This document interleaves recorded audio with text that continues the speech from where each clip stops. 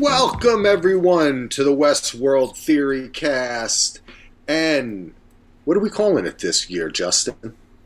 Before the dust even has a chance to spread. Before the dust even has a chance to know it's alive, yes. To know its existence. We're here talking about Westworld Season 4, baby. Very exciting. I'm Axel. Justin's here. We got Andy here. We're going to be doing this live after every show. So tune in on YouTube. All the links will be in the show notes. We'll shout them out on the interwebs as soon as the show ends. Maybe give us 10 or 15 minutes. We're going to go live and we're going to talk about it. But today, we're going to give you a kind of a preview. We've all done some rewatching.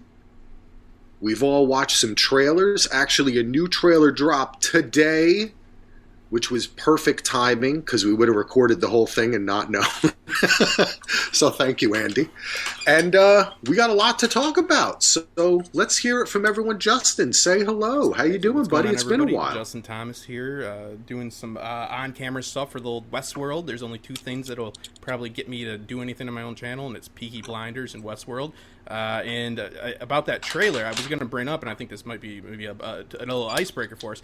I was actually kind of perplexed by the lack of marketing for Westworld. It's about to start on the 26th. I mean, House of the Dragon obviously is getting a lot of push, but that thing's its own machine. I mean, you know, some of my clients are doing a lot of the marketing for that themselves. You know what I mean? The fandom pushes that. Westworld is something that I just did my rewatch.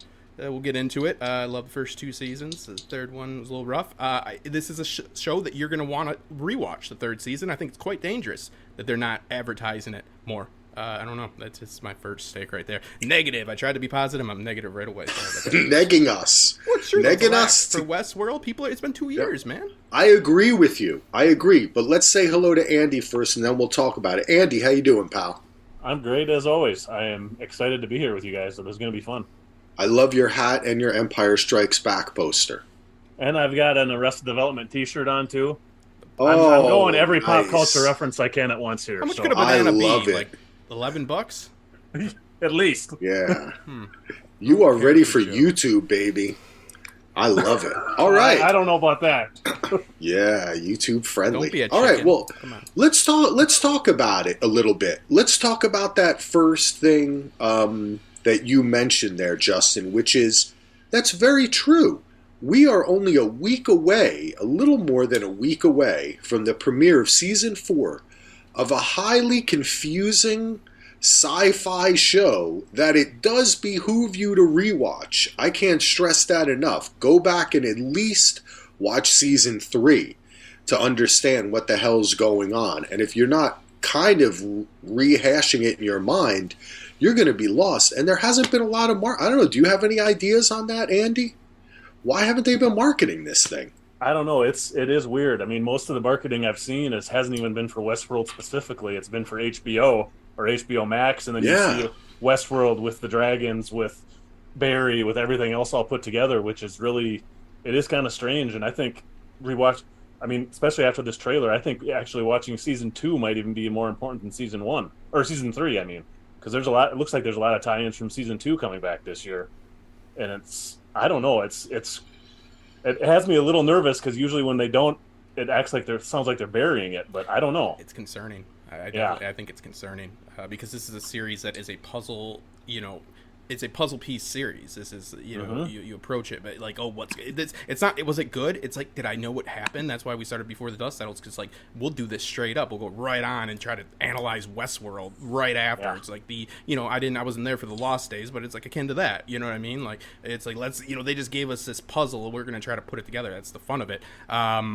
I think it's a little bit, we'll get into that, a little bit, I think they do a lot of spectacle in lieu of substance for Season 3. I think that's a little bit of a double-edged sword. But, yeah, people definitely are going to want to go back and at least do some catch-ups. But even, my buddy Cortex, that'll be on for the finale, John over there and across the pond, good buddy over there. He did a trailer breakdown, but, like, I don't think that even, like, the recap and the review or the spoiler-heavy channel has done any. I've seen a few trailer breakdowns, and that's about it. And it's it's concerning. But maybe there's different reasons for it. But I don't know. I have a theory.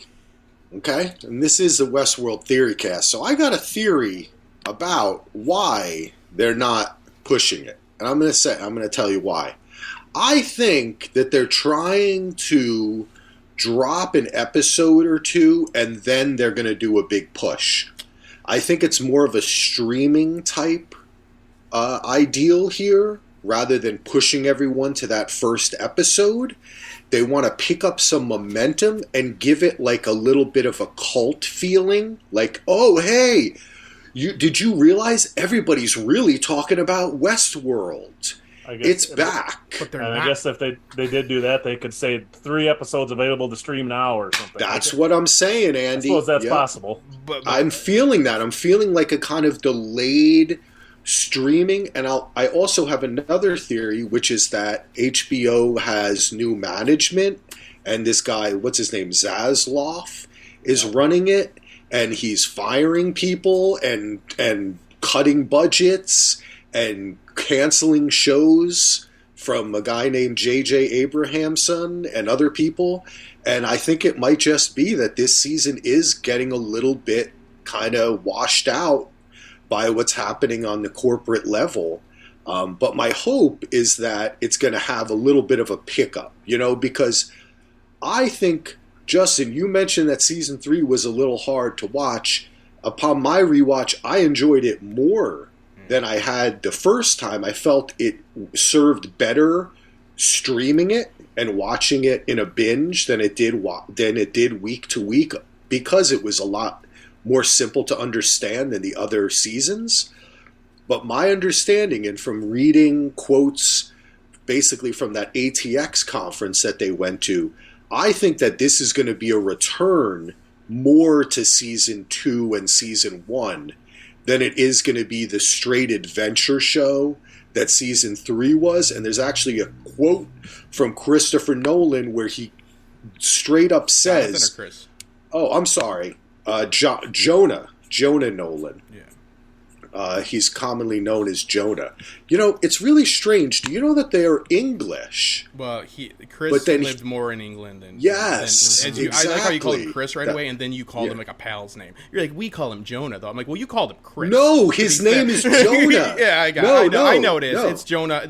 His name is Jonah. Yeah. It's not Jonathan. Like technically, but he goes by Jonah. He goes by what we'll call him in the past, and presently to the future. That's true. You're in charge, Justin. You're right. I did really quick on what you said. I think that first, what you said, I think that's very optimistic, and I love it. But I think that's a very bad plan for Westworld if that is like the marketing. No, but that's what he said. He said season 3 is going to be the most straightforward that this show will ever get.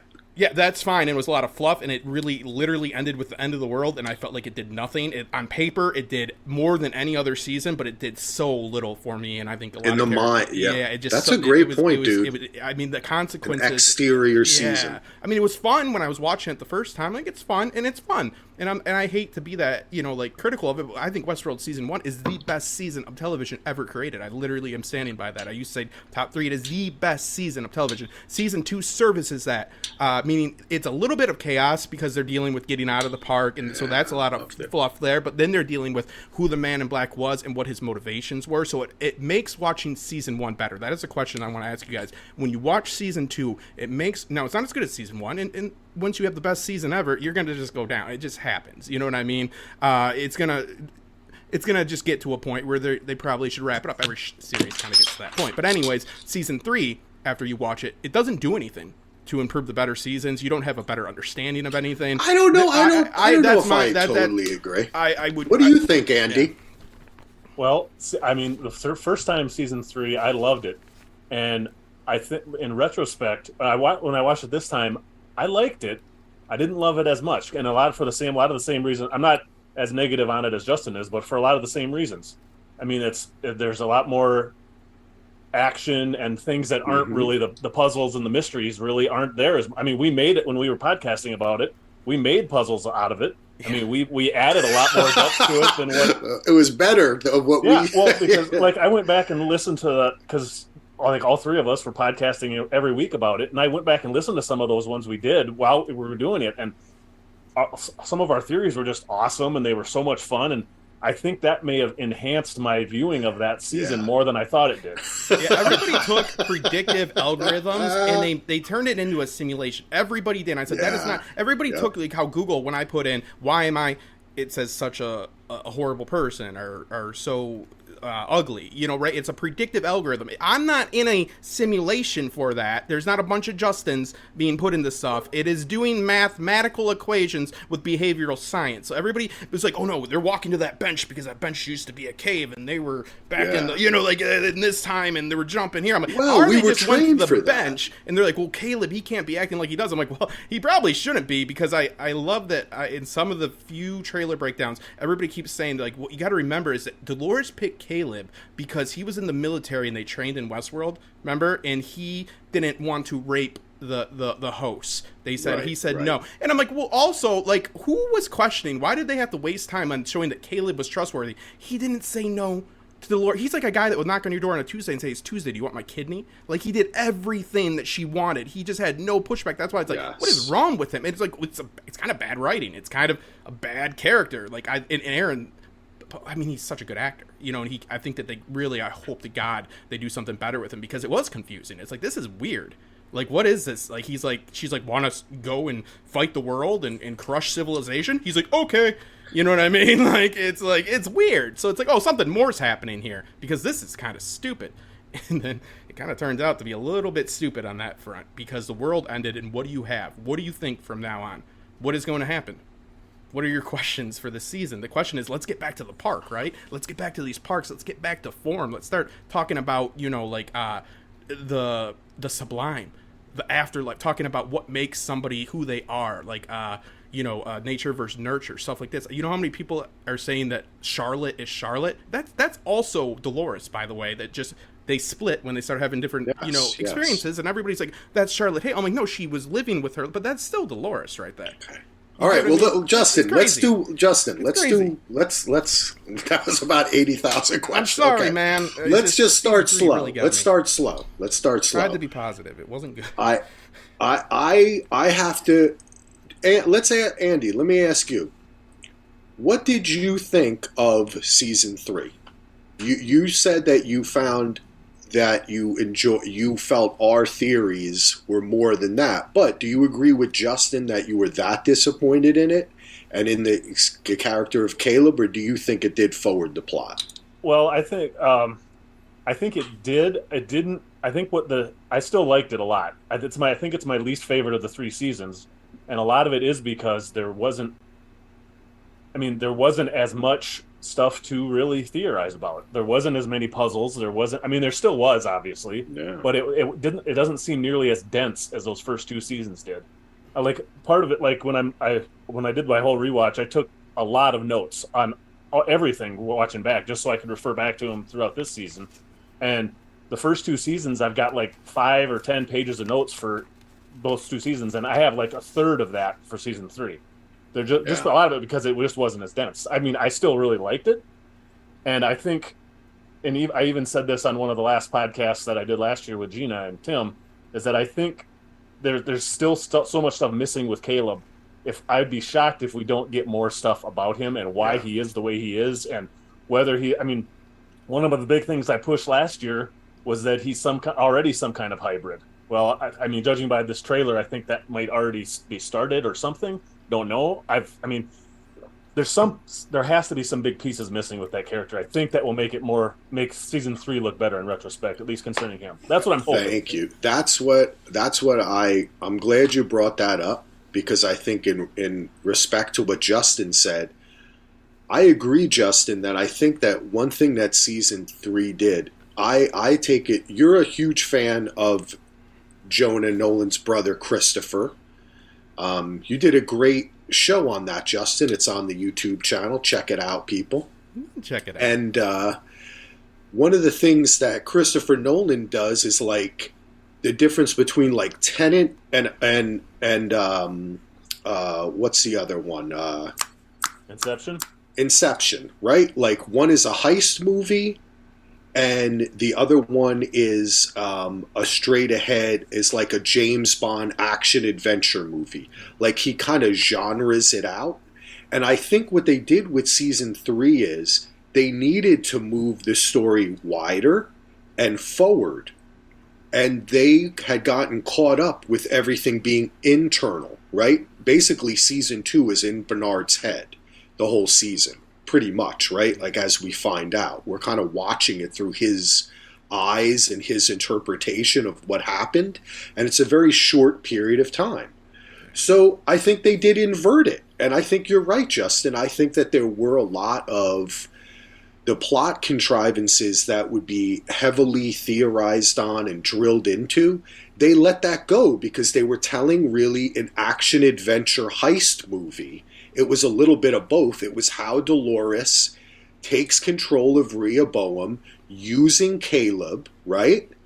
Fooling and clones of herself to get this whole heist done, right? And the heist was like taking over the minds, taking back the minds of the world.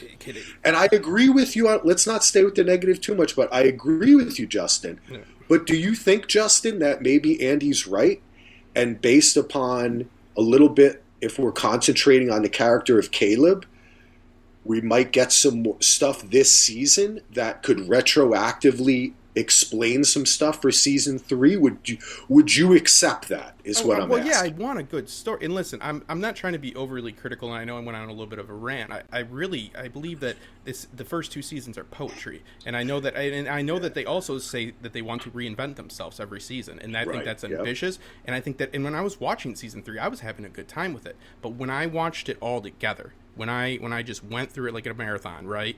And I'm a guy, my emotions, for context, like I had a rough last week and a half, like emotionally, like I was a little bit down, you know what I mean? Like, so like, it affects it. Yeah. So that definitely affected it. But I started to, and I wasn't trying to be negative, but I was looking at things. I was looking at character motivations, like Caleb, for instance. And I think that, what do you mean would I accept? Yeah, I mean, yes, I would accept it. I want it to be good. I don't want it to be bad. But when I see Caleb, somebody that cares for a sick mother, like crush society, I don't think that she's going to get better medical. I feel a lot of conflicts with characters' arcs and characters' wants and needs in lieu of spectacle, right? Of who's a host, and who's Dolores, or who's not Dolores. So because they actually didn't do a lot of switching around. That's why we were all theorizing, and theorizing is fun. I know. It was just once we found out it was her, there was nothing else to it, really. So it's a lot of fun, but like you look, I think that the Man in Black was one of the story threads that really had substance and meat to it in season 3.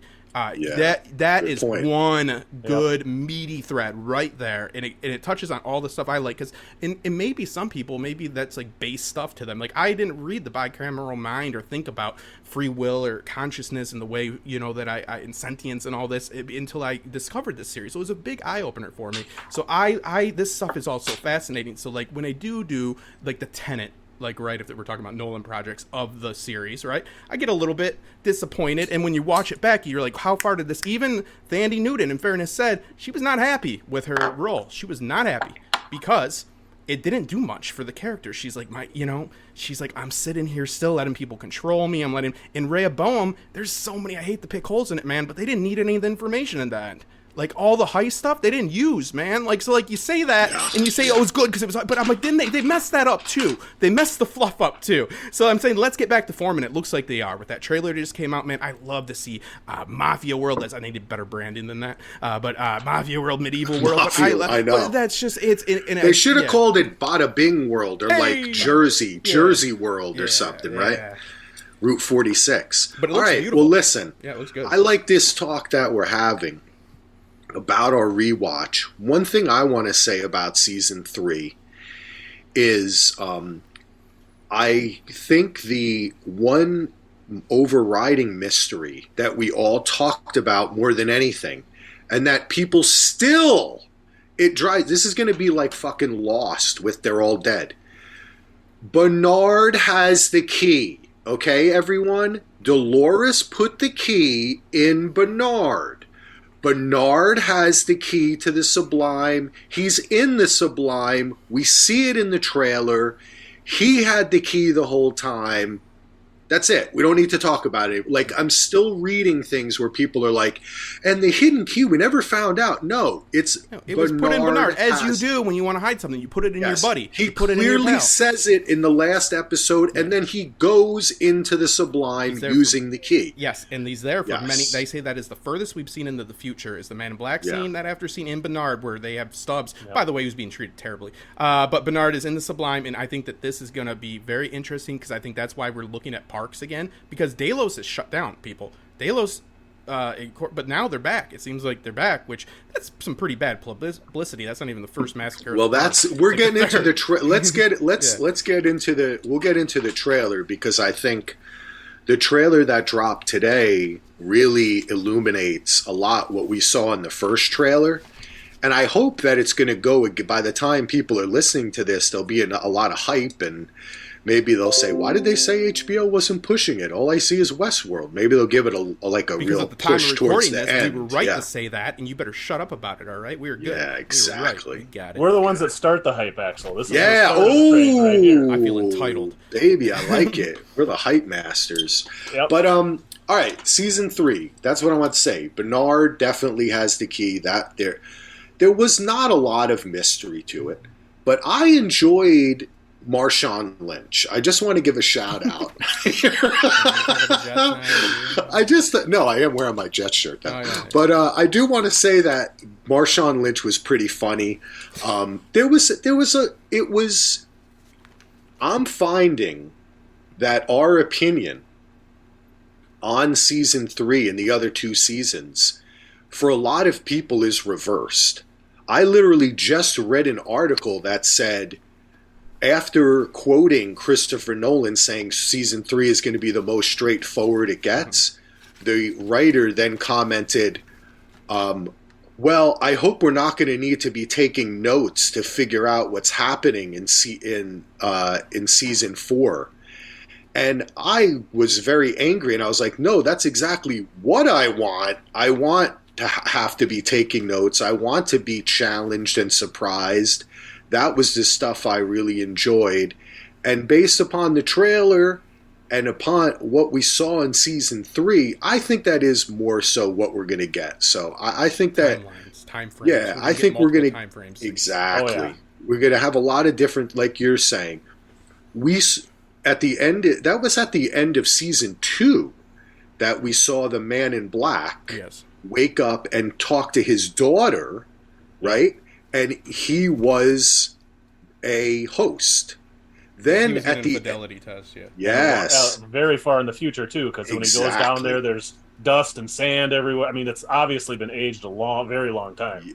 Even long, maybe. But then at the end of season 3, we see him become a host, right? We see him killed by himself, right, in front of Shaloris, which is what I like to call. Is that what we're calling her? That's what everybody's been calling her on the internet. Yeah, so, I like Shaloris. What are you reading, by the way, Justin? Is it anything interesting? It's a good book. You should pick it up one time. Okay.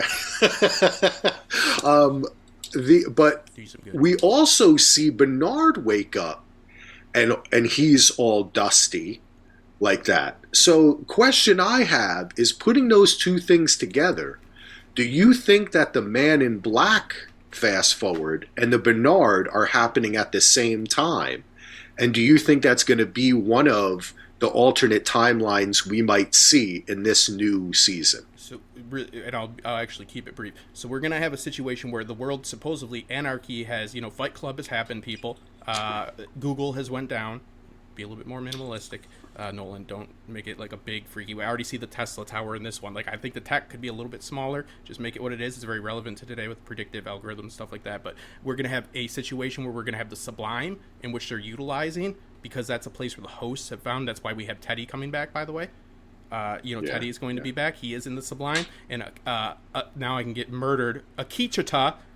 Everybody tell me I'm saying it wrong. Thank you. I appreciate it. In the comments, he's likely to be back as well, and we're going to start to see, I think, that hosts, their safe haven is going to maybe being tried to utilized by humans, right? Because Dolores realized that she wanted to save mankind because it was a system, it wasn't people, right? It's a broken system. It wasn't broken people. People are broke because of the system, changed the way, changed the people. I think it was the sentiment of the last season. So I think we're going to see very far. I think these could be these scenes that you just said on to here 100 to 150 years in the future. That's how far I think that we're going to see. And then we're going to see in between that. And that's what I think we're going to have the rise of the park again, because it's going to be like kind of a testing ground.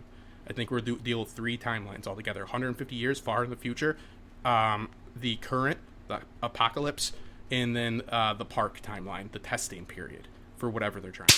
Yeah, this is why I like talking about Westworld, baby. That makes me excited. What do you think about that, Andy? That's great, Justin.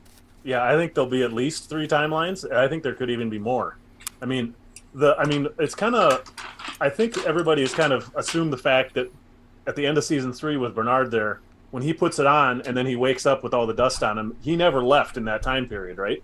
The dust never settled. It did. Yeah, exactly. So if he never left there, then unless it's in flashback, everything we see with Bernard has to be in that timeline.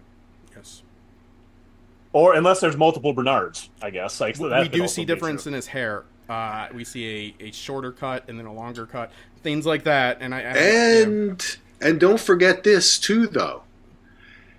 The Sublime does not have to be the only other digital world that he or other people are living in, that we're seeing, not in the trailers, but that we've seen before too, right?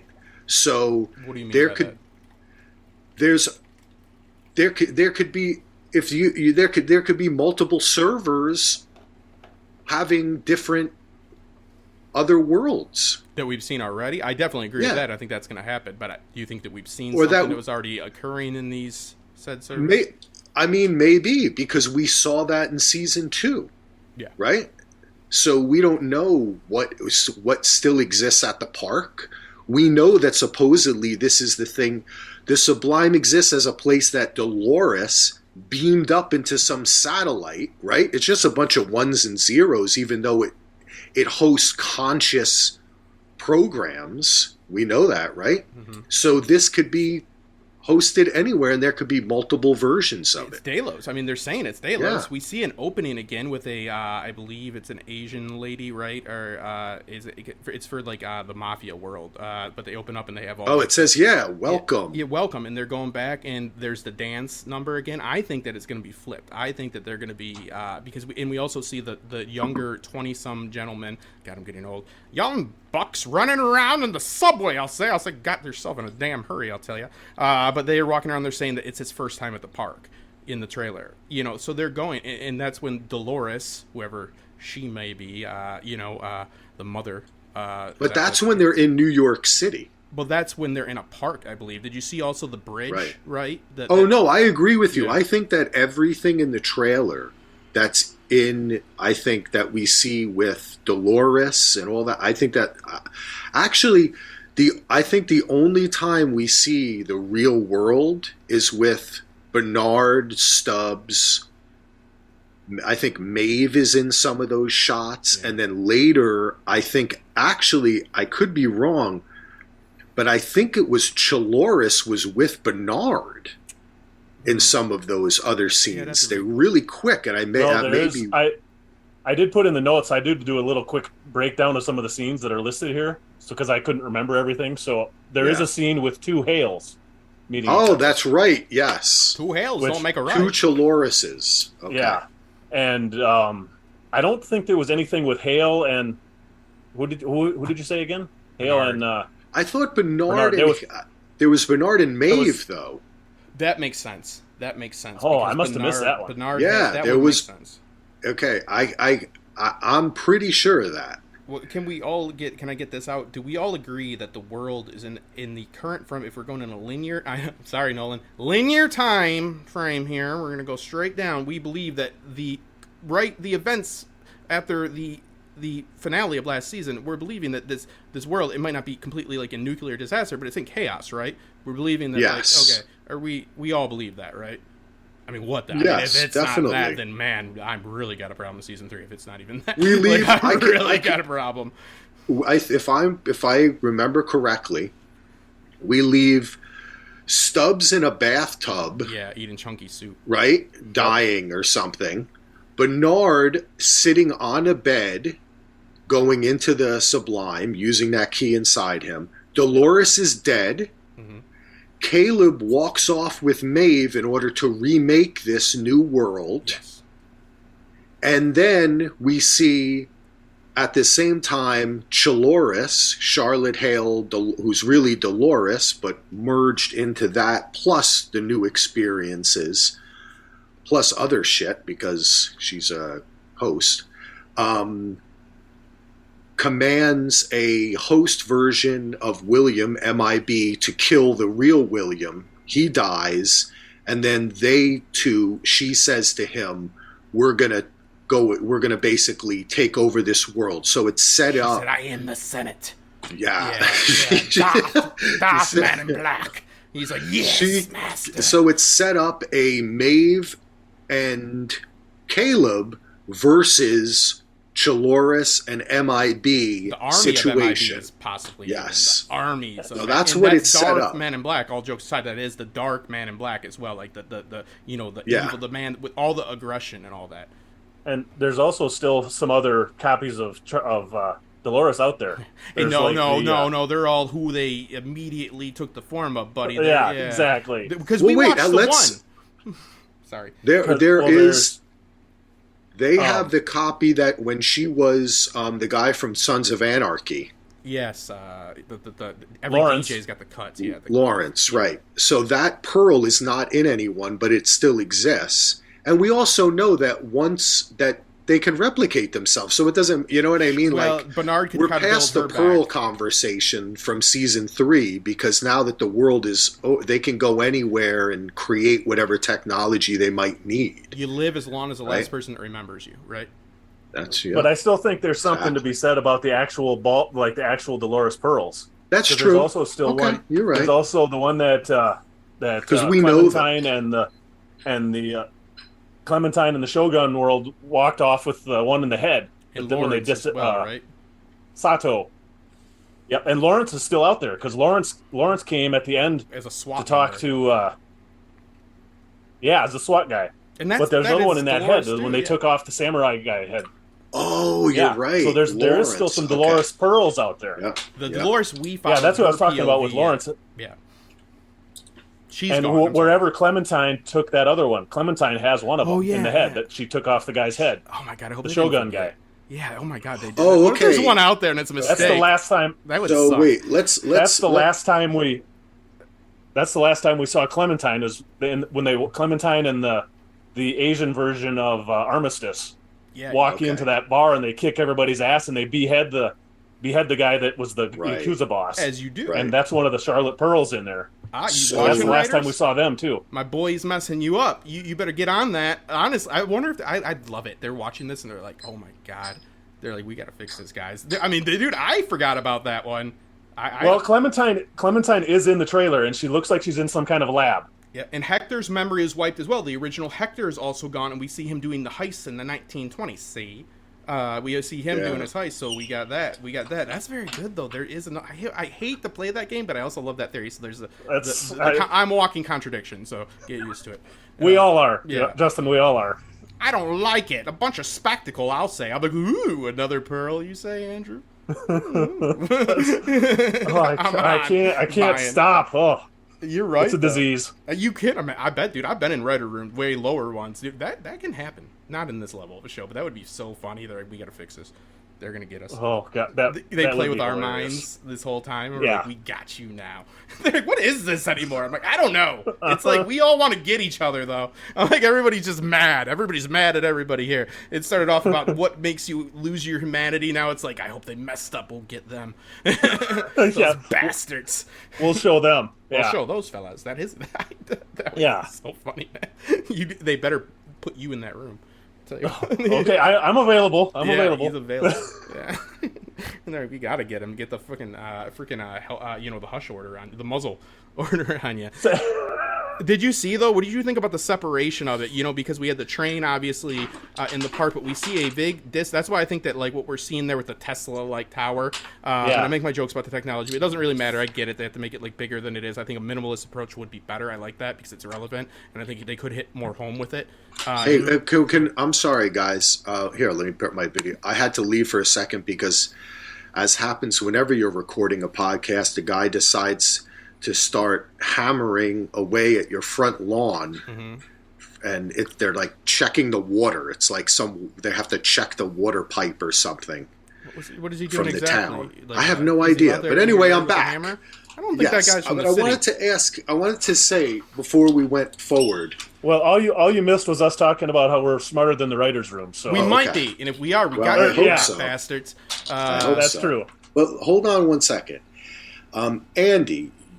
You were listing what happened to I was saying that I didn't think the pearls were important, but then you said they should be. And you know what? You're right. They should be, because they may be some of the most original data that exists, because we all know, right, that Dolores is the basis for all of the hosts. And in fact, perhaps too, for the Sublime itself, because it houses intelligences, which her brain was the first AI, right? Even on a base level, I mean, Dolores has been one of the most, if not the most important character on this show. And there's variants of Dolores walking around out there. They have to still come into play. So let's go through them. I want to go through them slowly again. In season 3, she appeared as Charlotte Hale, which we now know is Shalores, right? And we know she's with MIB. We went over that. She's going to be a definite protagonist or antagonist for this upcoming season. Number 2, she was the she was the head of security. Yeah, Connell's. She was Connell's, the guy who used to be on Sons of Anarchy. Awesome actor, right? Yep. He kills himself and I believe destroys the pearl, though. What happens to that? I think there was a line somewhere that said they recovered the pearl. Aha, okay. Who recovered it? I think it was Sirach's people, or I think it was something on those. I don't think it was Dolores or Hale. I think you're right, which means that perhaps Maeve may have access or know where that pearl is, right? Well, because she was still getting info from Sirach. Do you have something to say about? I'm sorry, Justin. Well, okay, so I want to say on the point of we were, talking and joking, and I think Andrew has a good point. I'm saying why they would be so pissed is because they have made if they've said anything in a very strong sense, it's been that Dolores is gone and there's no more, and we're going to have to see a rebirth of her, so that the pearls. It seems they're very much so pushing because they need stakes in a story like this.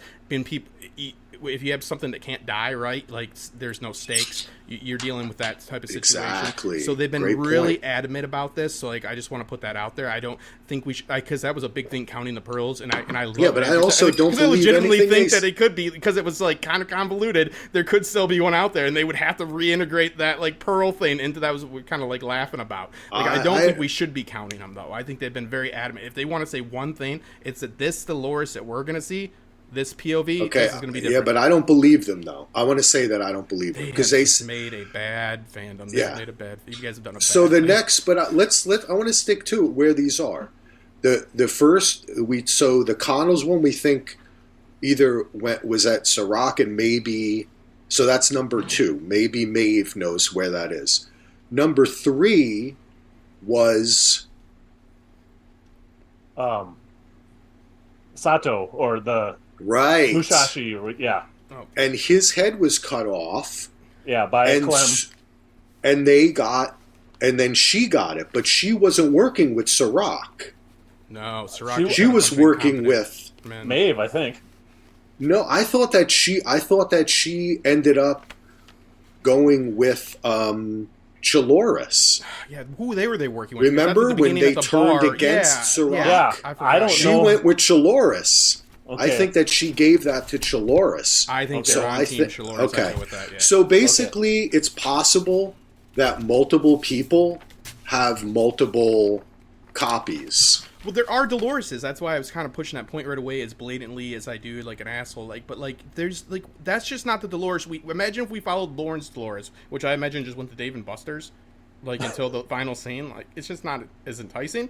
But that's still Dolores. Like, that's like, I love that. Like, talk about what makes you who you are. Of course, these 5 different Doloreses that walked around, as soon as they diverged, right? As soon as she sent herself, by the way, you know, we're all our own worst enemy, right? To another situation with Charlotte's family and all that, then they separate. That is the separation, and then we start to see different people form. But it is in no way Charlotte Hale. That's kind of like, I'm sorry, I screamed it at everybody. I'm like, she's not Charlotte Hale. And somebody put something on Twitter, and I got mad because I'm insecure myself. Oh no, she's more Dolores than she is Charlotte. She's Dolores. It's Dolores. The same Dolores we followed through a fanciful mission is the same thing. I think that's important to take note of. But they're making a big point that the one we're following again, because she has been the character. I think that the point. I think that if you're right, Justin, but I think it's important that that point is to show that when any of these, when either humans or hosts are taken off their loop,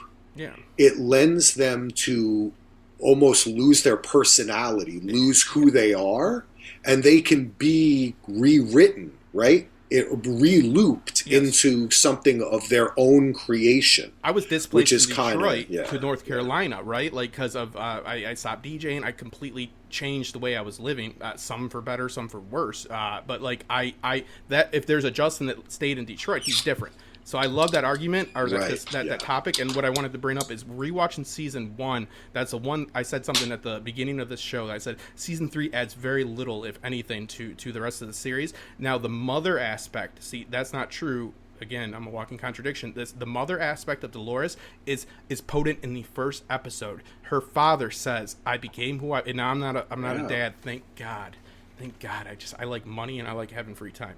I don't care. I don't know. I mean, hey, nobody told me life was easy. It's pretty hard right now. I don't want to make it harder. But anyways, her father says, I became who I was when she was born. She is the mother of you. You know what I mean? Like, your kids make you different, right? I've heard that having a kid is different. Everybody that's had that one will be like, oh, everything changes. I'm like, yeah, I would assume so. I don't take it lightly. But that Dolores, right? But I agree with you. So she's the mother, is my point. And so when she's going to be circled back into the circulation, back into the hosts, I believe they're going to be pulling a switcheroo with the parks. I think they're going to be actually trying to reform civilization within a park. I think that's why they're doing these. I think it's going to be a reverse situation. I think the hosts are going to be running it. Well, I definitely agree with you because, dude, we see that, just to say from the just to go off on your tangent on this point. I was almost done, though, actually. Okay, go.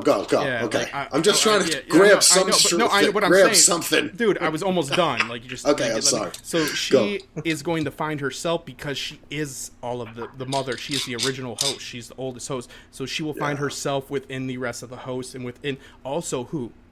With humans, because everybody we've already distinguished that you shouldn't, like, I find when people say, like, you know, like one of my co-hosts, they said, oh, I don't think what they're doing to the hosts is wrong. I'm like, then why are you rooting for Dolores killing that guy in episode 1? Like, there was a big argument, got a lot of views, but it was like, I just didn't get that. And I wasn't like, you're not a, you know, like, good person.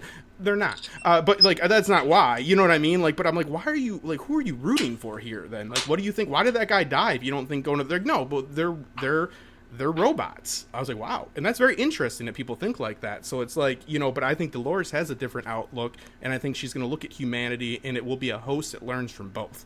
But she is a mother of every host, so she finds a little bit of herself. Again, that saying that's been said and quoted, and I'm done now, you know, you live as long as the last person that remembers you. Everybody remembers her because she is the original host. So that's why Dolores will always find herself. She will always come back to center, the maze. And now I'm done. Go ahead. And you see, that maze is actually reappears in the last trailer. Bernard is holding it. Yep, and Stubbs in the background with the sledgehammer. So something good's going to happen there. Yeah, do you think he couldn't get there, Andrew? Do you think he was like, son of a bitch, and he just smashes it? Might as well. What the hell? All right. Well, hey, listen. We were talking about the trailer, so let's just kind of willy-nilly. Let's take a Justin-esque approach to just kind of picking things. And one thing I wanted to pick out is, from the first trailer to the second trailer, I think it's quite apparent that the entire New York set that we're seeing with Dolores, it seems that Dolores, and it seems that Caleb is also at some point living in this city, is not real, is either existing inside the park, inside another program that's inside a park. I believe so, absolutely. Or inside a park that's in another program. Because you see, just as you saw the Westworld main security holographic image, you see the city like that. Yep. Right? And then you see all the people dancing, so it seems at some point Stubbs is in there, right? And then he's out of it. So from the trailer, we have to assume that a lot of what we're seeing exists inside an artificial world. Yes. To me, like I said, the only thing that I think is the real world is some of that burnt out desert shit that it looks like you're seeing some new characters along with Stubbs and Bernard. But for the hosts who are working off of, like they can go to sleep for 3 years and they can wake up and time is not the same. They don't live by the same rules. Yeah, of course. So what makes it so real, bro? That's what I'm saying to you. Like the real world, I think it's going to get very. I like it, Justino. Yep. Battlestar Galactica. Spoiler alert. Never seen it, but boom, boom. Yeah. Oh, okay. Like well, let's just say that I think that this show is definitely headed towards a very similar realization. I have heard they deal with sentience in a very good. It's beautiful. Yeah, it's great, and it's beautiful too. It's actually maybe a bit more loving than Westworld. Yeah, in the travel, like I said to Andrew, that you see the big bridges to the Tesla tower, right? That shows me again that Aaron Paul, he's up there in that tower. So are you in line with this, Andrew? Well, I still think. I mean, I know there's a lot of people that get pissed off when I bring this kind of stuff up, but I still think there's a good chance of season 3 actually being in Future World, and that's one of the parks, and we're going to find that out this year. Because there's still Oh, that's interesting. I like that, Andy. I mean, there's still tons of things, especially over the rewatch. I picked up on even more things. There's a line at one point in the earlier season where MIB says the outside world has turned to ash. Well, when we see the outside world last year, that sure as shit doesn't look like ash to me. They're driving around in awesome vehicles. At one point, Ford early on says, "We've eliminated all diseases." Last year, Caleb's mom is sick. Bernard, all these people are sick in the real world. Ford had said we had eliminated all that stuff. I mean, there's that still could a lot be of class distinctions. Yeah, and that's true. That's true. Yeah, that's true. And that one, but I like where you're going, Andy. I mean, I'm still not convinced that's what it is. But or even if last year was the real world, I still think Future World is a big. Especially when I think Justin, you sent that little clip of that other little mini teaser that they did the other day of all the different parks, and they talk about that. No, that was don't you taint what I sent you to something disgusting like you're saying. Honestly, I'm about to do Harry Carey here, dude. I hate everything about I fucking hate it, Andrew. And I think you're paying too close of attention to details, and I think you're catching them on stuff. And I think you need to shut your mouth, bro. He's got a sword, podcast listeners. No, I'm going. I'm about to. Wait, is that Valerian steel? Is that Valerian steel? Sycophant? No, I don't know what it's cheap. It rusts just from sitting. Anyways, no, that could. But I think Andrew's paying too much attention to the story. The Nolan's like, that's son of a. I like it. Yeah, he is right though, because Ford's like, we have peaked out. We're done because we fit. Yes. You know what I mean, right? Yeah. And you know what the other thing is though, too, Andy? I will say that it would explain some of the rather robotic. The last couple episodes when the world is like going to shit. It did kind of, maybe it's that it was, I don't want to make fun of Westworld, I love it, but that was some of the least convincing riots that I've seen. It did have a very Westworldian look, like weird feel to it, and the way that they were, I know that it was supposed to echo that this was like Westworld, right? That they were using the program to move the crowds around. Art and all that stuff. Yes, but I like war type of deal. Yes, but I like what you're saying, Andy. That we could look back and see that not only is that season 3 in it like a future world, right? Exists inside a park or digital as well, right? Yeah, but that even the world that created Westworld, that Ford was a robot, or that was all inside of a world. And what really created this all was something completely different. This is why I knew I shouldn't have done this. I should have like the Russian. Editing. I fucking should have kept editing. Everything you're saying is an excuse for bad writing. You're saying, oh no, it'll make more sense because because what I said at the beginning about it being a really bad story in season 3. You're like, it'll make more sense because it was. You're not wrong. Westworld. No, it seemed stupid. It was stupid. No, I know. I'm not disagreeing with you. I'm not disagreeing with you. But it does fit this, No, it fits. I don't necessarily narrative. think it's going to happen, but I still think it's worth mentioning just because it could be a possibility. And the other part of the reason is not only did I rewatch this, I actually rewatched the two old movies recently, Westworld and Future World.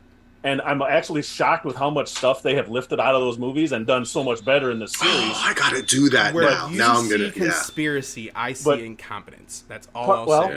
That could be. I will give them the benefit of the doubt. But part of what I was going to say there is Future World is a huge part of those things, and we haven't seen or heard anything of it. It'd be surprising if at some point they don't. Even if season 3 wasn't. It wouldn't surprise me if at some point we see a future world. If I felt because I was chewing gum and trying to walk, Andrew, I believe you could see that, and you could give a very intelligent reason for why that happened. I believe you could give a very intelligent commentary on what just happened when I just literally couldn't chew gum and walk at the same time. Honestly, I have Hey, Justin, I do have a question for you, though. Outside of this grander theory that Andy was talking about, which I still love, everything's a dream. The idea that you had of like kind of 3 different timelines, the marketing material that introduces, and in the trailer we see, like Mafia World, and there's another one, Medieval World, right? Which we saw with Dan and Dave last season. There's going to be. Which that was terrible. On rewatch, I have to say, they should just cut that digital. They should just like re-edit the show and take that out of it. I loved it. It was so. Oh my God, just hit the mic. It was so bad. It really took me out. I'm going to go into a Justin rant. It took me out of it. Oh, it took you out of what? The fake, look. Yeah. I didn't like it. I didn't like it at all. Hey, Mother! Listen. I'm the king! I'm holding up a little Why didn't you like Joffrey it? It was too doll. Meta. It was too meta. It's not a Joffrey doll. That's just a little boy, and it's weird. No, it's a McFarlane. It's really a McFarlane. Weird. It's a McFarlane Joffrey doll. It was made by a company. It actually is. So it's a really okay. No. See? But anyway, I do think that it's possible that those parks we're seeing and this stuff we're seeing is of a different timeline. In the trailer.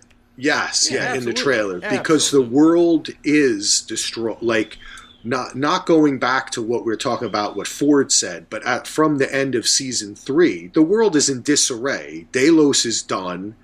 There's no companies, and I think even if we're jumping ahead, do you think, one thing I want to ask you is it possible that we could jump so far ahead that it has been reconstituted in some way, that the world has righted itself? I think so. I think that in what the world is going yes, yeah, absolutely. I think that we're seeing it, and we're going to see a new generation of I think we're going to go at least 100 years, people. I really do.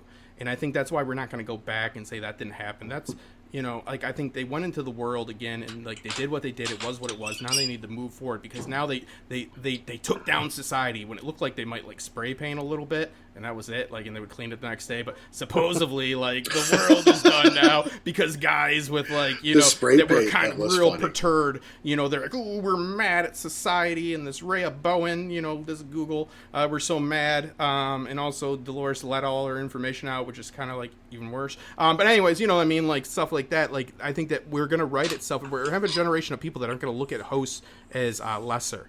Right? Like, I think we're gonna, like, and they could very much so become everything they hate. We saw Dolores. That happened with her, right? Like, she became very controlling, right? Bernard is terrible to Stubbs, by the way. If you look at his actions, Stubbs is just, man, he's just used and abused. He's getting in fights at the opera, and that's the highlight of his life. You know what I mean? Like, well, he is the lesser Hemsworth, so lesser Hemsworth declared. He's the middle Hemsworth. He's I not know the he's lesser. He's the middle, but he is kind of the lesser when you look at the two other ones. I mean, no offense, actually. I think this one. I think he's better than the Hunger Games Hemsworth. I think. You know what? I agree with you. Actually, he is my second favorite Hemsworth. Yeah, he didn't date Hemsworth. Miley Cyrus. Yeah, you know, Hi, he's a normal human. She's like a cigarette smoking ant. I like her.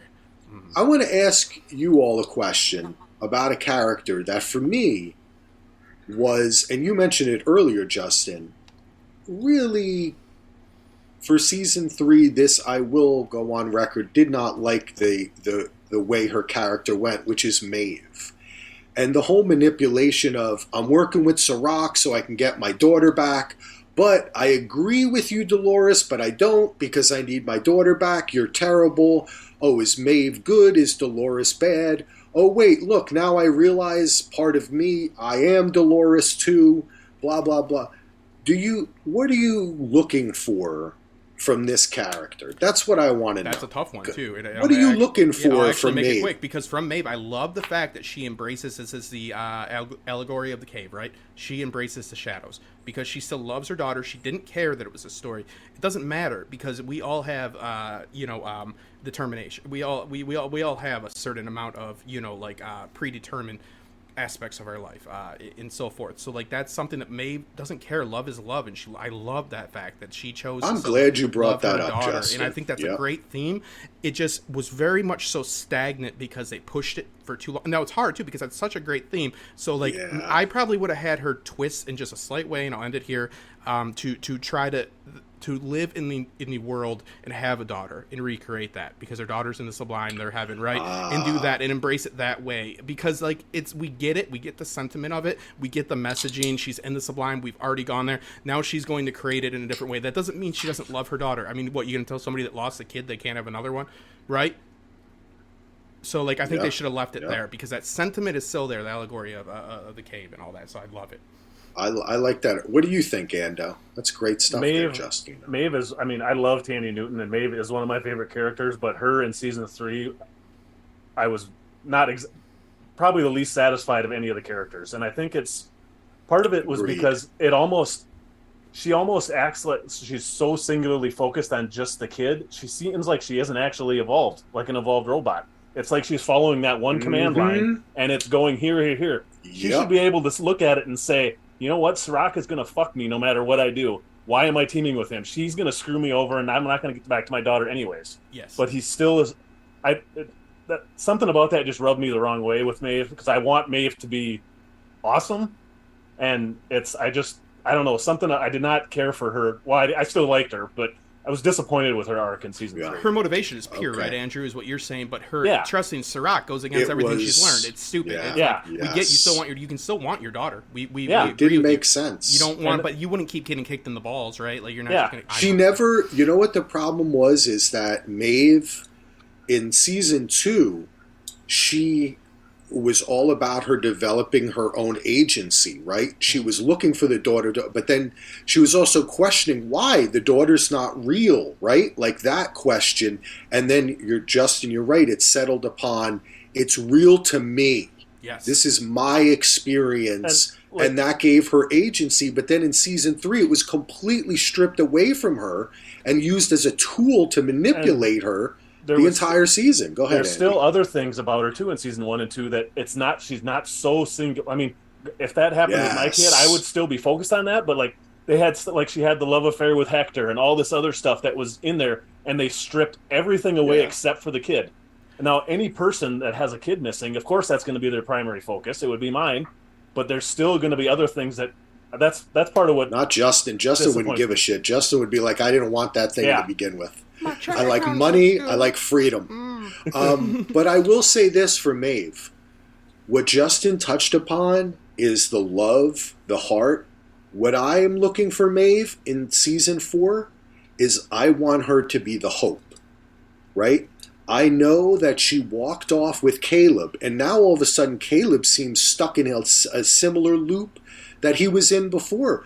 It seems that all of the things all of the scenes we see of Caleb in the trailer, he is not in control, right? He either seems to be in a simulation or he's getting beaten up by one of those blank-faced robots that worked in the labs, right? Or being swarmed by flies. Yeah. Yeah. I like it. Yeah, but I think I wonder what happened in the real world. Did Maeve and Maeve and Caleb choose different paths? Did Maeve give up on the daughter searching? Does she have a new agency, some new motivation? I hope so. I hope the motivation is the thing that I thought was going to be kind of Maeve versus Dolores was not so much their final battle, which I think was kind of cool the way they used the drones and all, but didn't love it. I thought it was going to be hope versus the despair of control, right? Like Dolores was all about control.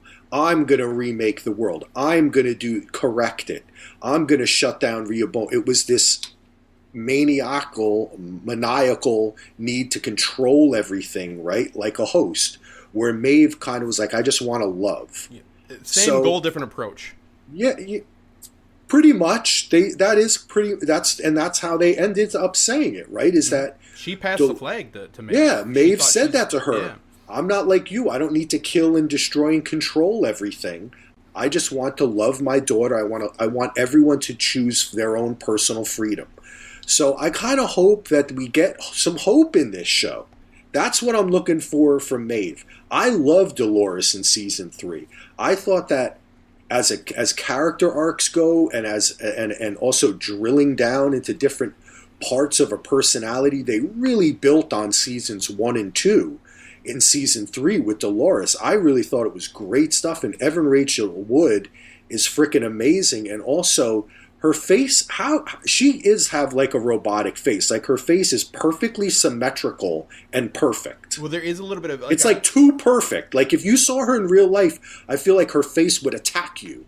Just its mere existence. It's like a black hole of a face. If you get by her, you need to be careful, people. Her face will attack you. No, but it is the acting Olympics, it's right? Perfect. No, but her facial expressions. Great. Now there is a bit of CGI there to get that uncanny valley. They do a little bit of manipulation for but no, it's only a little bit though. She did it on I think Seth Meyers' show, which is a terrible show, but she did an interview because you got to remember this is amazing the time frame. This show was filmed originally in 2012 or 2013.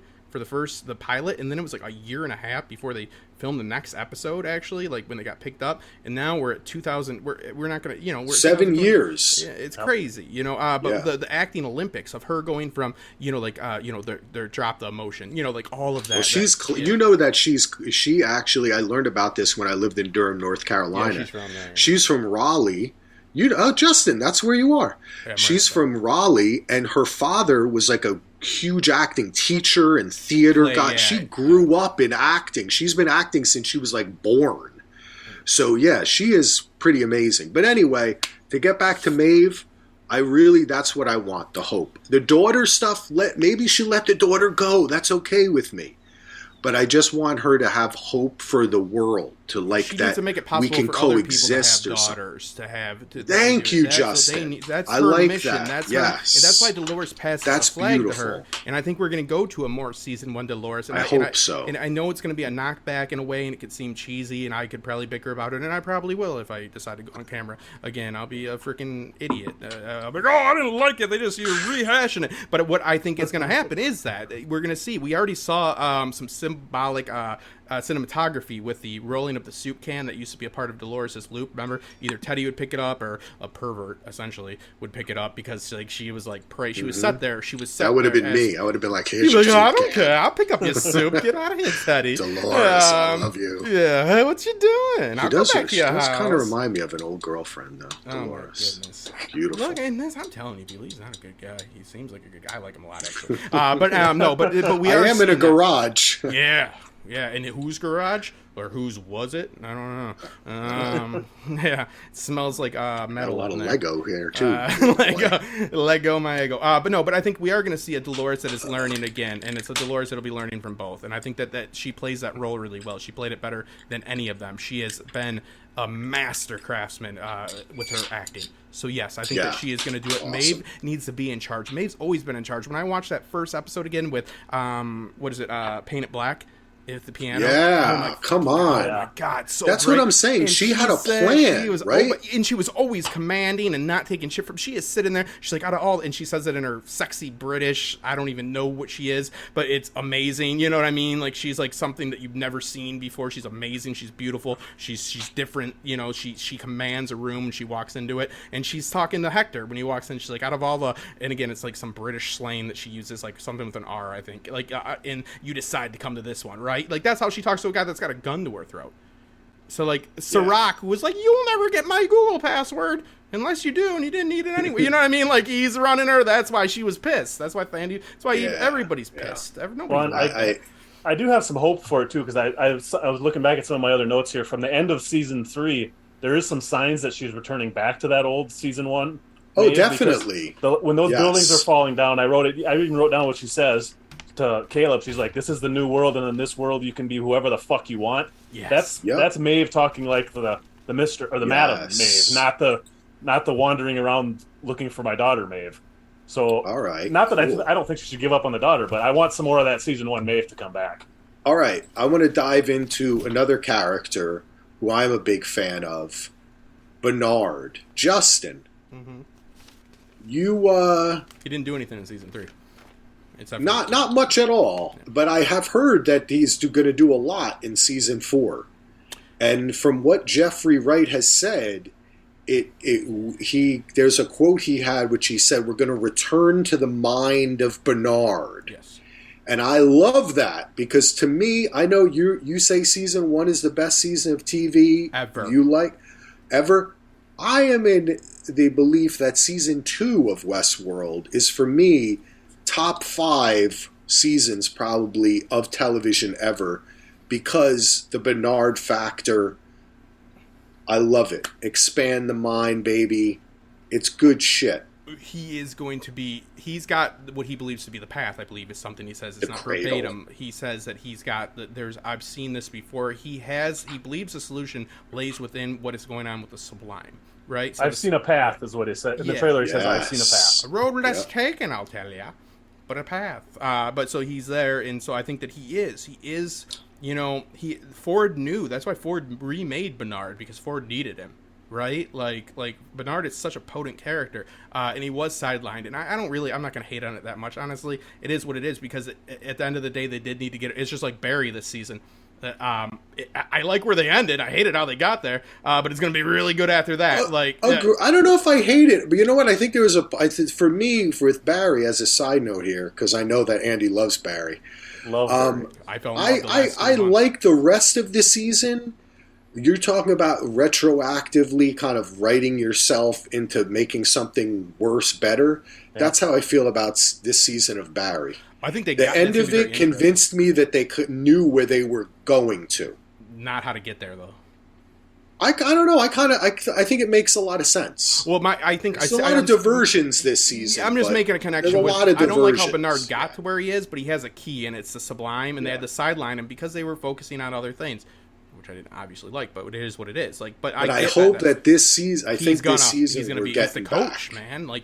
Seeing, and the thing I like is from the trailer, we're seeing him in both places.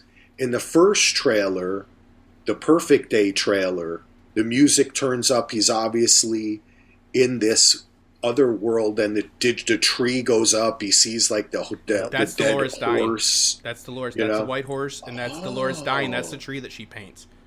Interesting. Yes, that is Dolores dying, because time is represented different in the Sublime. Because if you notice when Maeve looked at it when she was in War World, get better names, writers, like the 11 Years War. It's like it was 13 years, make it 11. I know that's pretty. Battlefield World. Yeah, Battlefield World. But anyways, and naming is beside. The time is different when Maeve looks. Like when they look at time time is being, they're perceiving time as different. You have to realize these things are not biological creatures. They might have sentience, or what we consider to be sentience, which we named, we claimed, and it's all of our attributes, by the way. But you know what I mean? Like, so like it's different. So the time that's going by for him is different than the time. I think that's Dolores dying, and that's that's that horse, you know, that she rides as well. Yeah, it was repeated many times, or a couple times at least, that in a simulation or a world, the time runs much faster than it does in the real world. Yeah, that was repeated multiple times in season 3. Exactly. Yeah, there you go. I think, you know, you get you and Brett. That's why I talked to Brett today. Get Andrew and Brett in a room. My God, you're gonna make some jokes. And you know what? Well, they'll be back. Brett, Gina, and Jenny are going to be doing the cleanup techs again on the Westworld TheoryCast feed. Andy and I are going to be doing the deep dive, but we're going to be switching around too. And hopefully we're all going to, some point, everyone will come on with us on Sunday, Justin. I messaged Brett and Jenny today. So I talked to Brett, hoping to hear from Jenny. I want both. Yeah. All right, but let me get back to Bernard. I like the fact that we see him in both places. We see him actually in multiple places, don't we? If there's one person we see that seems to be in this New York kind of area, in a desert and a post-apocalyptic world area, and the Sublime, and perhaps other areas, it's Bernard. I really hope, for me, I want Bernard to be our guide through this world this season. Because I love his story. I think it also kind of returning back to the Ford Arnold stuff, which I think is and you know, there's always a little bit of rumors. Could Anthony Hopkins show up again this season? Ooh, that would be fun. He's the host that thought he was a human. I love that flip. And that he made Dolores, but Dolores made him. Yeah, right? Like they made each other, and they are in effect, though he is Dolores, but Dolores is Arnold, right? So that's a really cool factor that really they are the two sides. And let's not forget that the choice she made at the end of season 2 was to keep him alive because she believed that he really would be somehow the key, and she gave him the key to this new world. So in the same way that she kind of like Dolores kind of blessed Maeve, she first did it with Bernard. They said, do you want a copy of the key? I said, I got a Bernard. Yeah, exactly. Right here, there you go. I got you. That is true, though, and it's something to think about. Like, if you remade me, you know what I mean, and I'd be all for Lost or whatever, and like, if I remade you, you'd be more like of a cynic and a bad. You'd be a worse person. So you know what I mean? Like, you'd be a worse person. You'd be worse for it. But it is true, you know. Like, so that's that again. I like what you said though, the sentiment of it, because that embodies that's Dolores right there, because that's her perception. You know, who are you when I'm not looking, type of deal. Yeah. All right. Now let's talk about another character. Justin spilled the beans, but everybody knows, and I don't really think it's actually the only kind of spoiler-ish type thing out there. I don't really think it's too much of a spoiler, is that James Marsden is coming back, not as Teddy, though, as a different character, a love interest for the character Christina, I believe her name is, that Evan Rachel Wood is playing inside of this, what seems to be a virtual New York City, whether it's in a park or wherever it is. Do you need the story of Teddy? I mean, he killed himself.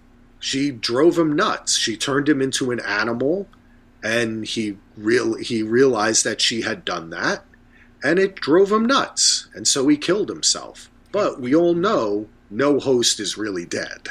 So, do you need Teddy to come back, or are you okay with him just playing a different new character that really says more about Dolores than him? Well, who made Teddy? Because again, we're talking about what you kind of just touched on, right? So there's going to be a part of Teddy there. And they brought him back, and there's something that sings true, right? That chimes with Dolores, or you know, somebody get a better word in there and put it in there. But you get what I mean? Like they're resonant. They're like the particles that are together all the time. It's like a science thing, people, that goes in there. Trace decay or something. I don't fucking know. But what you said before when you said the writers lie, the writers are lying. It's going to be Teddy or some form of Teddy. I mean, okay. I have no doubt of it. I mean, like one of the early lines in I think season 2, I think I wrote it down. Dolores says to Teddy, "I know how this story ends with us, you and me." And I mean, it's going to be a version of Dolores and a version of Teddy. He always comes back. I would be shocked if it's not. I think that's a 100% misdirection. I'm okay with it. I'm okay either way, honestly. But I was okay with. I thought that they did tell a complete story with Teddy, but you're right that if they decide that, because I think that loss and the way she behaved informed everything that Dolores did after. But as you point out, you know, like that they didn't want to be. He didn't want to become that. He didn't want to become controlled in order to get that. Sorry, but I think that's exactly. You're right. I mean, and what I really hope. I mean, I'm going under the assumption that that's who those two people are. I want to see it where Dolores actually treats Teddy like she should. Instead, I mean, she was not nice to him at all. She was. Oh no. I mean, that was awful the way she treated him, and I would love to see that act because I like those two together. I like those two actors together. That was the passing it on, right? Man in Black and other people in the park do to her. She learns, passes it on, does it to Teddy, you know, and just manipulates him completely. Also, only so many faces. They're like, you know what I mean? They're like, it's like a Ubisoft. It's like a video game company. Like, we only got so many faces. I like it. I mean, I'm okay with this. I think it's fun. He's a good actor. And I do like the idea of their story, you know, having, like you say, Andy, that it kind of comes back to them in the end. And maybe in a way that brings Dolores back around to love in the way that she didn't really have that. There is a scene I want to mention in the trailer, which I think has something to do with this relationship.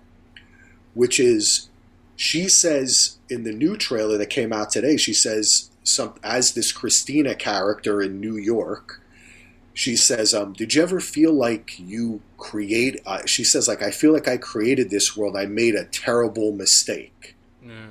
Like that she still isn't right. I can tell you what that line is in a second. Okay.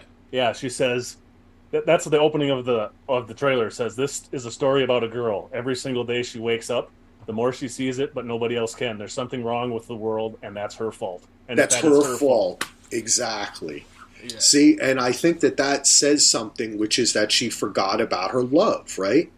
That it was taken away from her, and turned her to this outward control of the world, that she then took down Rehoboam and did all this stuff.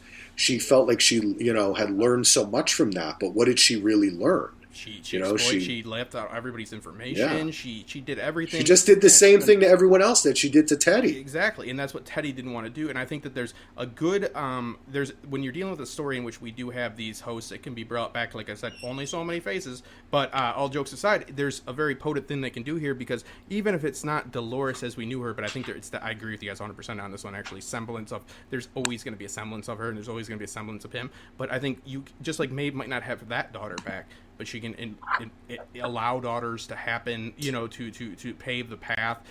So we can see a love story that's very potent, because we do remember, I agree with you, like, it's a very potent relation. We love that relationship. He always comes back, right? He's a fool for chivalry, right? Like that type of deal. So like we can have that, even though they're not the same people, and they can still explore the themes of the show, which is very important about what makes. And maybe that's why they're there, though. Do you think that's the thing I wanted to say is, we're interpreting, or at least I'm interpreting, as this New York or this place where they are as something bad. Could it be that Maeve created this world for Dolores and Teddy to love each other in?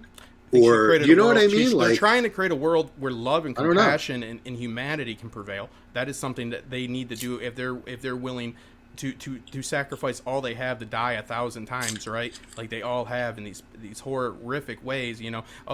They're programmed to feel pain. Well, they feel pain, so they feel it every single time. You know, we're also programmed to feel pain with our nervous system. You get what I mean?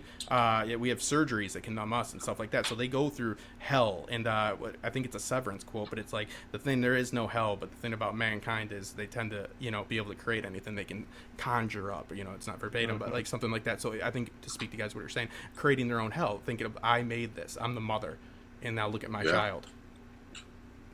You know. Speaking of child. Well, before we get off, go ahead, Andy. Just because we've been talking about it, I just had that thought now, and I think I never thought about it until now, but I think maybe one of the reasons why I didn't.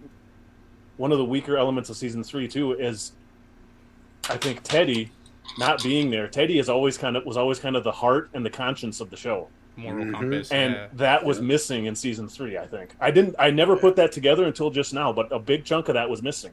Because really in the first, and Maeve to a lesser extent also was a big part of the heart of the show the first couple seasons, and with her being so de-emphasized in season 3 as well, my hope for season 4 is that they bring that heart back, and Teddy, especially the conscience, I would love to see that back again. Yes. Sorry, that wasn't really any big theory. It was just something that just popped in my head. No, I love it though. That's what we all. Again, like I get passionate about it too, but like that's what we want. The themes, the discussions that you have after watching Westworld, in my opinion, are what make them great. I still love when you start talking about a pearl. Like I said, I'm a contradiction, so I'm like, ooh, there could be. But like at my heart, in my base, I really love the conversations about sentience. Like I had a talk with somebody that said, for a show that talks about free will, I've never seen such a show that makes it hard to tell if you have free will or not. I'm like, so I looked at my phone and I looked at the contact I put down. Just talk about UFC, and this isn't a doubt.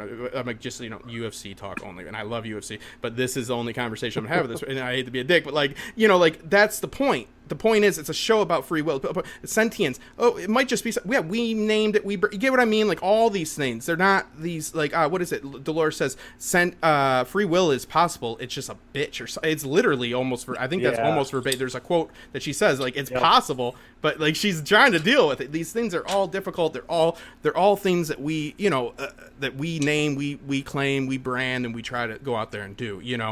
Determinism, like libertarian determinism, where everything happens to us scientifically, right? We're reactionary creatures. How much control do you really have over your life? Like these are great things not to talk about right now, but these are great things that I've talked to people about for hours upon hours, and whether they liked it or not, I had a hell of a time.